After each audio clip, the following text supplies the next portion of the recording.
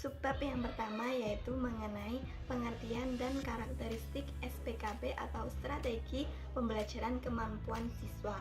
Nah, pengertian SPKB atau strategi pembelajaran kemampuan berpikir merupakan strategi pembelajaran yang bertumpu kepada pengembangan kemampuan berpikir siswa melalui telaah-telaah fakta atau pengalaman anak sebagai bahan untuk memecahkan masalah. SPKB merupakan model pembelajaran yang bertumpu pada pengembangan kemampuan berpikir.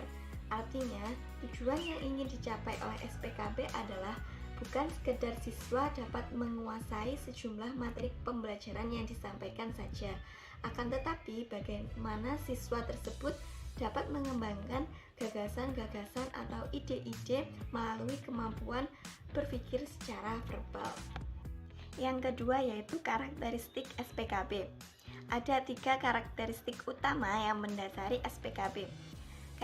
Karakteristik yang pertama yaitu proses pembelajaran melalui SPKB menekankan kepada proses kekuatan mental siswa secara maksimal. Nah, SPKB bukan model pembelajaran yang membiarkan siswanya untuk pasif atau sekedar mendengar dan mencatat apa yang disampaikan oleh guru. Akan tetapi menginginkan agar siswanya dapat aktif dalam aktivitas proses berpikir. Karakteristik SPKB yang kedua yaitu SPKB dilaksanakan dalam situasi dialogis dan proses tanya jawab secara terus-menerus. Nah, proses pembelajaran melalui dialog dan tanya jawab itu diarahkan untuk mengembangkan daya pikir siswa akan masalah yang diajukan, sehingga siswa memiliki pandangan tersendiri atas solusi atau cara pemecahan masalah yang diberikan. Karakteristik SPKB yang ketiga yaitu SPKB menyandarkan akan 2 masalah pokok, yaitu sisi proses dan hasil belajar. Nah, proses belajar diarahkan untuk meningkatkan kemampuan berpikir, sedangkan sisi hasil belajar diarahkan untuk mengkonstruksi pengetahuan atau penguasaan materi pembelajaran baru. Saya akan menjelaskan materi berikutnya mengenai dasar pertimbangan pemilihan strategi pembelajaran kemampuan berpikir. Ada beberapa pertimbangan yang perlu diperhatikan dalam memilih strategi pembelajaran. Yang pertama yaitu tujuan yang ingin dicapai, yang kedua ada bahan atau materi pembelajaran, dan yang ketiga adalah siswa. Strategi pembelajaran kemampuan berpikir ini dapat berhasil apabila guru dapat menciptakan suasana yang demokratis dan saling menghargai. Selain itu, guru dituntut untuk dapat mengembangkan kemampuan bertanya pada siswa. Selain itu, guru harus mampu merangsang dan membangkitkan keberanian pada siswa. Sebab yang selanjutnya yaitu tahap pelaksanaan SPKB. Tahap pelaksanaan SPKB terdapat 6 tahap. Tahap yang pertama yaitu tahap orientasi.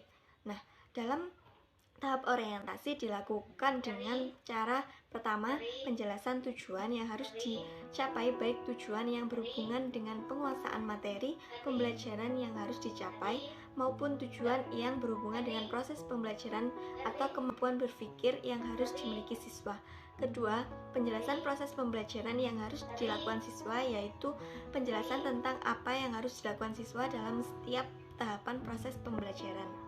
Tahap pelaksanaan SPKB yang kedua yaitu tahap pelacakan. Tahap pelacakan adalah tahap penjajahan untuk memahami pengalaman dan kemampuan dasar siswa sesuai dengan tema atau pokok persoalan yang akan dibicarakan. Tahap SPKB yang ketiga yaitu tahap konfrontasi. Tahap konfrontasi adalah tahap penyajian persoalan yang harus dipecahkan sesuai dengan tingkat kemampuan dan pengalaman siswa. Tahap pelaksanaan SPKB yang keempat adalah tahap inquiry. Tahap inquiry adalah tahapan terpenting dalam SPKB. Pada tahap inilah siswa belajar berpikir yang sesungguhnya. Melalui tahap inquiry, siswa diajak untuk memecahkan persoalan yang dihadapi. Tahap yang kelima yaitu tahap akomodasi. Tahap akomodasi adalah tahapan pembentukan pengetahuan baru melalui proses penyimpulan. Pada tahap ini, siswa dituntut untuk dapat menentukan kata-kata kunci sesuai dengan topik atau tema pembelajaran. Tahap pelaksanaan SPKB yang keenam adalah tahap transfer. Tahap transfer adalah tahapan penyajian masalah baru yang sepadan dengan masalah yang disajikan. Tahap transfer dimaksudkan sebagai tahapan agar siswa mampu mentransfer kemampuan berpikir setiap siswa untuk memecahkan masalah-masalah yang baru. Cara menggunakan SPKB yang pertama yaitu penyelesaian masalah dengan tahap orientasi. Hal ini bertujuan agar solusi mendekati yang didapatkan dengan menggunakan logika atau fungsi otak kiri akan membuat pendidik mengerti dengan apa yang dialami oleh peserta didik dan apa yang diinginkan oleh mereka. Ketika peserta didik sudah didekati, pendidik akan mereview kembali dengan data yang sudah dimilikinya. Jika terkendala dengan solusi yang digunakan, maka pendidik akan mencari solusi yang lain. Yang kedua yaitu penyelesaian masalah dengan tahap pelacakan. Mencoba mengingat masa lalu adalah salah satu cara meningkatkan kinerja otak manusia. Karena otak manusia selalu berpikir dan terlatih berpikir untuk mengingat peristiwa yang pernah terjadi. Pelaksanaan peristiwa yang berhubung dengan materi pembelajaran yang dilakukan pendidik adalah hal yang menggabungkan logika dan analisis. Yang ketiga yaitu penyelesaian masalah dengan tahap konfrontasi. Pada tahap ini, pendidik memikirkan permasalahan yang berbeda dengan materi pembelajaran yang sama. Pelaksanaannya bisa dilakukan dengan bermain. Kegiatan yang dilakukan dengan bermain salah satunya dapat meningkatkan kinerja otak kanan, karena bermain merupakan hal yang paling menyenangkan. Penyelesaian masalah yang keempat yaitu dengan tahap inquiry. Pada tahap ini, peserta didik akan diarahkan untuk berpikir logis dan dapat menganalisis setiap permasalahan yang diberikan oleh pendidik, sehingga peserta didik dapat belajar berpikir kritis. Jika peserta didik sudah dapat berpikir kritis dengan memudahkan dan mencari solusi, sama dengan tahap konfrontasi, pada tahap ini fungsi otak kiri akan bekerja. Yang kelima, penyelesaian masalah dengan tahap akomodasi. Tahap ini adalah tahap yang menggabungkan fungsi masing-masing belahan neokorteks. Contoh saja dalam menggunakan bahasa sendiri untuk mencatat di buku catatan, memberi aneka warna, bentuk, kreativitas atau yang berkaitan dengan fungsi otak kanan untuk memudahkan mengingat catatan yang dibuat. Penyelesaian masalah yang terakhir yaitu dengan tahap transfer.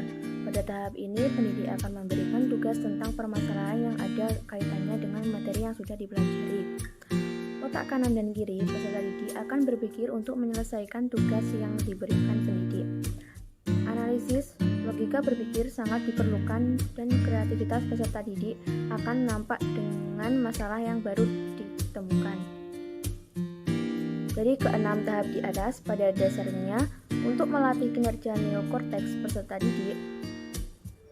Karena jika neokorteks peserta didik terlatih, itu sama saja dengan meningkatkan kemampuan berpikir, begitu juga dengan sebaliknya. Upaya pemecahan masalah SPKB. Pemecahan masalah bisa dilakukan dengan meningkatkan daya neokorteks. Neokorteks adalah bagian dari otak manusia yang dikenal dengan otak berpikir. Neokorteks terbagi atas dua bagian, yaitu otak kiri dan kanan. Neokorteks adalah bagian otak yang menyimpan kecerdasan yang lebih tinggi seperti penalaran, berpikir secara intelektual, pembuatan keputusan, bahasa, perilaku yang baik, kendali, motorik sadar, dan penciptaan gagasan. Selain itu, upaya pemecahan masalah juga dapat dilakukan dengan cara meningkatkan kecerdasan multiple intelligency. Multiple intelligency atau MI dalam Formasi of Mind mendefinisikan 6 jenis inteligensi atau kerangka pikiran yang masing-masing berbeda. Dapat ditelusuri hingga bagian terpisah dari otak manusia. Sebelumnya dikenal dengan bakat, kecakapan, kapasitas, kemampuan, atau kekuatan manusia, tetapi tidak disebut inteligensi atau kecerdasan. Materi berikutnya yaitu mengenai kelebihan dan kekurangan strategi pembelajaran kemampuan berpikir. Adapun kelebihan dari strategi pembelajaran ini Yang pertama yaitu siswa tidak hanya menguasai materi pembelajaran, tapi mereka juga dapat mengembangkan gagasan ataupun ide dengan kemampuan berbahasa secara verbal. Yang kedua, siswa dilatih untuk memecahkan persoalan dan menyelesaikan masalah dengan lingkungan sehari-hari. Dan yang ketiga yaitu memberikan kebebasan kepada peserta didik untuk mengeksplor kemampuan dengan media yang ada. Jika ada kelebihan, pasti ada kekurangan. Nah, kekurangan dari strategi pembelajaran ini yang pertama yaitu membutuhkan waktu yang relatif lama. Yang kedua, peserta didik dengan kemampuan rendah akan sulit mengikuti pembelajaran dengan strategi ini. Karena dalam strategi ini dituntut untuk memecahkan masalah-masalah yang diajukan. Yang ketiga yaitu guru atau siswa yang tidak memiliki kesiapan melakukan strategi pembelajaran ini akan membuat proses pembelajaran tidak dapat dilaksanakan sebagaimana seharusnya, sehingga tujuan yang akan dicapai pun tidak dapat terpenuhi. Adapun contoh penerapan SPKB dalam pembelajaran biologi. Yang pertama yaitu penerapan strategi pembelajaran peningkatan kemampuan berpikir atau SPPKB pada siswa kelas 10 di SMA 1 Dukuh Puntang, Kabupaten Cirebon untuk meningkatkan hasil belajar siswa. Ini bisa dilihat di makalah yang sudah dicantumkan. Yang kedua yaitu penerapan model pembelajaran berbasis masalah atau problem based learning dalam meningkatkan pemahaman konsep mata pelajaran biologi siswa. Berdasarkan hasil pembahasan dapat disarankan agar dilakukan penelitian lebih lanjut tentang PBL di sekolah-sekolah untuk meningkatkan kinerja guru dalam mengajar dan kinerja siswa dalam kelompok belajar.